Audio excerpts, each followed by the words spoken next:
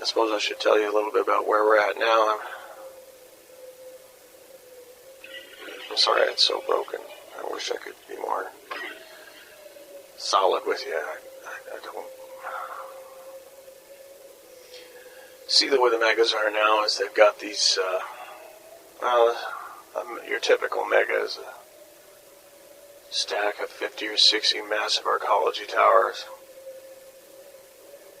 And then you've got smaller court buildings that sparse in between them like some kind of weird.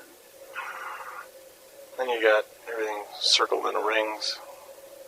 Because of what I do, I'm able to get inside the arcologies, but that's a whole other story. But just on the outside, on the inside, you've got, corporations running these private little cities.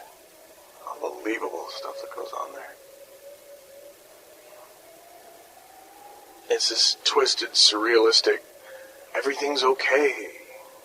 Logos plastered on everything. Most wild propaganda you've ever seen in your life. They'll do anything from stop from going outside to people of the arcologies. I mean, Arkers are just, they're afraid of it. I've heard, if people get removed from the arcology, they're given a choice. They can either go outside or they can just go straight to a burn booth. And they give them a good credit for their family, Of course, outside the arcs, you got, there's an immediate megacore. I mean, that's, all the streets are vendors and gangs and thuds and prostitution, and it's like this huge, I'm trying to describe it in a way that, it's an area of sound and fury and sex and noise and explosions and desperation. Always desperation everywhere. You feel it clawing at your eyes. Getting a bit further out on the fringes, it gets a little easier. Areas that used to be neighborhoods and trash piles. There's a few neighborhoods left, mostly ex-gated communities taken over by independent policing communities. People trying to survive,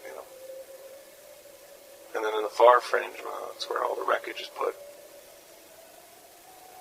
They just take the waste from the arcs and the inner communities and they run them with the trash decks out to the fringe and dump it.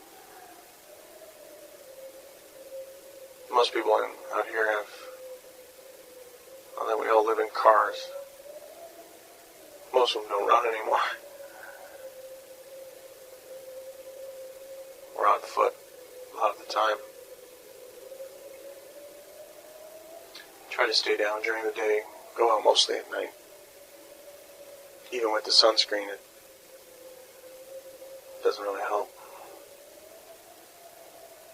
Apparently they used to make sunscreen as sunscreen was a lotion. Today there's actually a fabric called sunscreen. The arcs use it on their windows, and if they have an outdoor function, they'll go and they'll put the sunscreen up so that it's huge sheets of the stuff. That's worth money. If you can get sunscreen, well, you can trade that for just about anything out here. Big bucks. Big bucks for sunscreen.